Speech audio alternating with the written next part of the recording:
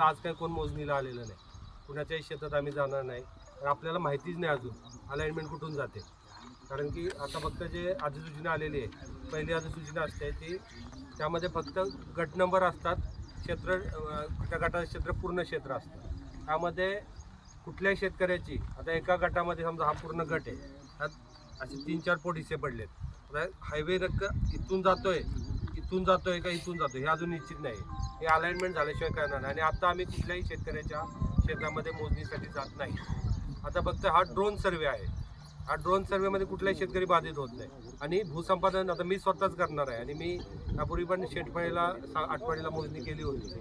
तिथे लोकांनी विरोध खूप केला सुरुवातीला, पण त्यांना नंतर लक्षात आल्या गोष्टीनंतर आता ते लोक आमचे निवेदन घेऊन येतात की आमची जमीन घ्या. म्हणजे आम्ही कोणाच्या नाही, आता जसं लाडसरत आहे, पाहुणेच आहेत आमचे, तर त्यांना आम्ही सगळेच आपण शेतकऱ्याची पुत्र आहेत. असे काही कोणाचा अन्याय करायचं नाही. आज आम्ही कोणाची मोजणी करणार नाही आहोत. फक्त ड्रोन सर्वे म्हणजे एका जागी रोवर ठेवून फक्त सॅटेलाइटवर सर्वे. ही काही मोजणी नाही किंवा कुणा शेतातून पट्टे मोजणी होणार. ज्यावेळी पुढचं जाईल तुमच्या सगळ्या मागण्या आम्ही पोहोचवणार आहोत. ऑलरेडी तुमचे मला वाटते 93 निवेदन मला प्राप्त आहेत आपल्या ह्याच्यातून. आणि ही आपण हरकती कधी घेतो की ज्यावेळी 15/3ची अधिसूचना निघते त्यानंतर हरकती घेतो. आपले अजून काहीच झालेलं नाही, तरी सगळ्या हरकती घेतल्यात. तो म्हणजे आम्ही शासनापर्यंत पोहोचवला आहे. अजून म्हणजे तुम्हाला असं वाटत असेल की लगेच जमीन ताबा वगैरे असा विषय नाही आहे. भूसंपादन ही फार लांबची प्रक्रिया आहे, त्यात टप्पे असतात. आता फक्त ड्रोन सर्वे आहे. म्हणजे कोणाच्या शेतकऱ्याचं आता तुम्हालाही कळायला पाहिजे ना की तुम्ही इथे बसलाय, तुम्हाला पण माहित नाही की तुमच्या शेती साहेब आम्हाला ती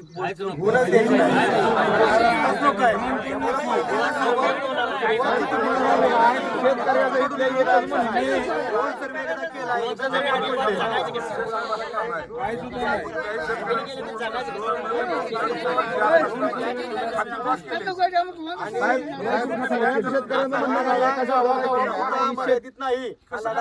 गावागावापुरता नेवरी, नागेवाडी, गोगावपुरता मर्यादित नाही, भारत देश म्हणून ज्या ज्या गावातली शक्तीपीठ मध्ये जमीन जाते ती सगळे शेतकरी एकत्र येणार आहे. आम्हाला काय म्हणायला माहिती का साहेब, लाड साहेब, आम्ही काय म्हणतो माहिती का, हे जी ड्रोन सर्वे ही जी काय असेल शक्तीपीठ ही म्हणजे ही मार्गच नको इकडे. त्याच्यामुळे ड्रोन सर्वे असू द्या, बाकी अन्य कुठल्याही प्रक्रिया असू द्या, हा नकोच आहे आम्हाला.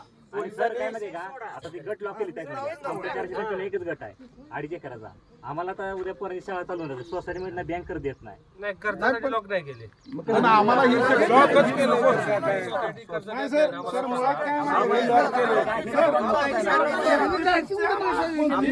प्रोसेस करायची नाही, शक्तीपीठ ही मार्गच नको इकडे.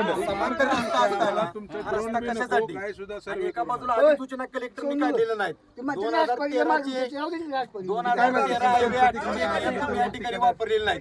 त्यामुळं पोलिसांनी शेतकऱ्यांच्या वेळेवरती जी काही शेतकऱ्यांचे आपसातले वाद असतात ते जाऊन त्यांच्या जमिनीच्या मोजणी कराव्या. परंतु शक्तीपीठसाठी अशा सकाळी 6ला उठून कोणत्याही शक्तीपीठसाठी आम्हाला ही काय म्हणजे प्रोसेस नकोच आहे. शक्तीपीठचं काय नकोच इथं काय. ऐकून घ्या, आज आम्ही कुठल्याही शेतकऱ्याच्या शेतात जाऊन मोजणी करणार नाही.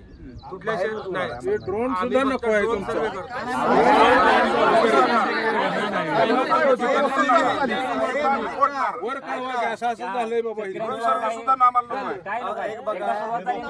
हे बघा, साहेबांनी सांगितलं आज शेतामध्ये जाणार नाही, बाहेर सर्वे करणार. त्यांचा सर्वे कोणत्या पद्धतीने माहित आहे, परंतु हा सर्वे झाल्याशिवाय पुढची मोजणी करण्याचा अधिकारच त्यांना नाही.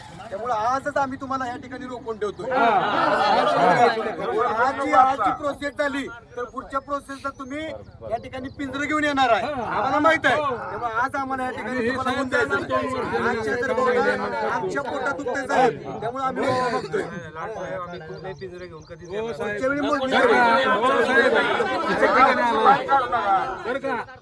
ड्रोन बाहेर काढून ड्रोनचं काही सुद्धा काढू नका. इथनं पुढे ह्या मार्गालाच लागू नका. मार्ग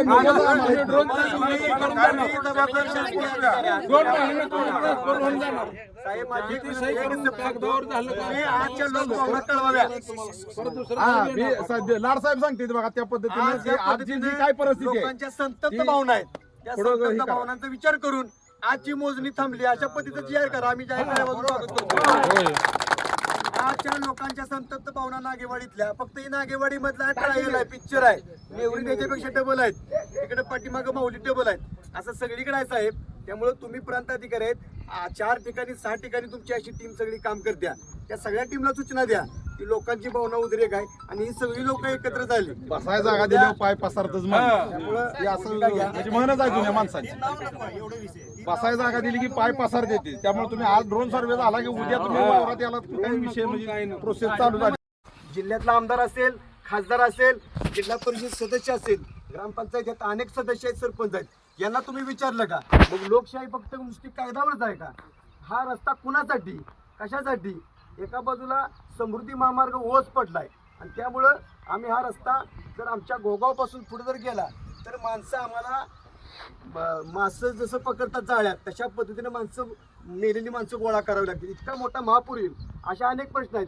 पर्यावरणामुळे एका बाजूला झाडाचा इतका ऱ्हास होणार आहे, ती झाडं तुटणार आहेत, ती झाडं तुम्ही कशी लावणार? त्याचबरोबर सागरेश्वरसारखं अभयारण्य तुटणार आहे. अशा अनेक गोष्टी आहेत आणि हे कायद्यात कुठलंही नाही. 2013चा हायवे ऍक्ट काय सांगतो त्याचा अभ्यास पोलीस प्रशासनाने करावा. आम्हाला कोणत्याही पद्धतीची नोटीस नाही आणि आज तुम्ही आमच्या शेतामध्ये आलाच कसं? आमच्या शेतावरती, आमच्या सातबाऱ्यावरती आमचं नाव आहे, मग आमच्या जमिनी हक्क आमचा. अशा भूमिका आहेत.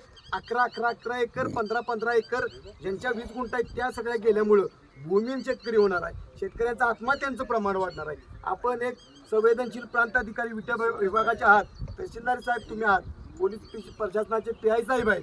त्यामुळे लोकभवनाचा उद्रेक तुम्ही कळवावा. अन्यथा आंदोलन आतापर्यंत 1 महिना सातत्यानं साहेब करतोय. तुम्ही या ठिकाणी आत्ता आलाय, तुमचं खरं तर सर्व संघर्ष समितीच्या वतीने आभार मानतो. परंतु या ठिकाणी हा जो काही घाट गाठलाय मोजणीचा तो या ठिकाणी थांबवावा. अन्यथा सांगली जिल्ह्याला क्रांतीचे नाना पाटलांची, भगतसिंगांची परंपरा आहे. आंदोलन अधिक तीव्र या ठिकाणी होईल. आज आम्ही फक्त तुम्हाला अगदी तुम्ही सुद्धा शेतकऱ्यांची पोर आहे, पोलीस प्रशासन असेल, महसूल असेल, ती सुद्धा आमच्याच कुटुंबात आहेत. परंतु तुम्हालाही ना इलाज होतो हे आम्हाला दिसतंय. परंतु आमचं आंदोलन कोणालाही शत्रुत्व घेण्यासाठी नाही, आमची काळ्याही वाचवण्यासाठी आहे. त्यामुळं आम्हाला ज्या ज्या काही भूमिका घ्याव्या लागतील, प्रसंगी आमच्या रक्ताचा शेवटचा थेंब जरी इथं पडला तरी आम्ही आमच्या काळ्या आईसाठी त्या ठिकाणी मागं पडणार नाही. बरोबर का? त्यामुळे अशी भूमिका आहे. इथं शेतकरी कोणताही स्टेजवर बोलू शकत नसतो. त्या पद्धतीनं शेतकऱ्यांची भूमिका घेऊन इथली सगळी शेतकऱ्यांची पोरं शेतकरी पुत्र म्हणून पुढे आलेले आहेत. आंदोलन हे महाराष्ट्रात एक वेगळ्या पद्धतीचं आयडॉल ठरेल. पालकमंत्र्यांनी सांगितलं शक्तीपीठच्या बाबतीत समझोता करू, पण पालकमंत्री कुठल्याही शेतकऱ्याला भेटायला आले का?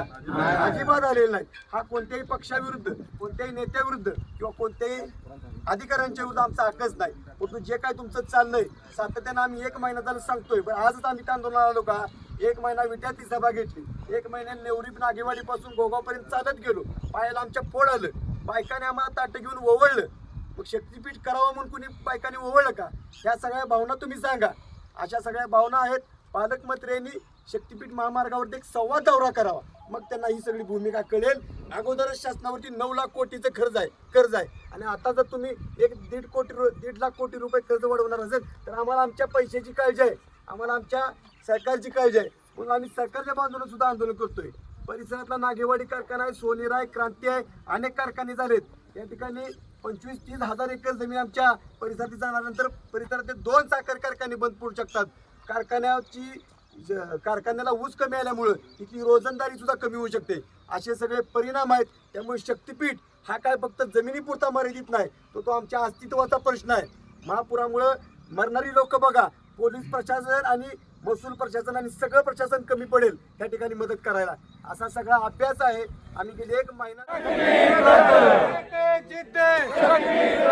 क्रांतीसिंह नाना पाटलांचा, क्रांतीसिंह नाना पाटलांचा, बोला भारत माता की जय, भारत माता की जय. रद्द करा, रद्द करा, रद्द करा, रद्द करा, नागेवाडीच्या सुपीक काळ्या आईचा, नागेवाडीच्या सुपीक काळ्या आईचा, भाग्यनगरच्या काळ्या सुपीक आईचा, अरे शेतकरी एकजुटीचा.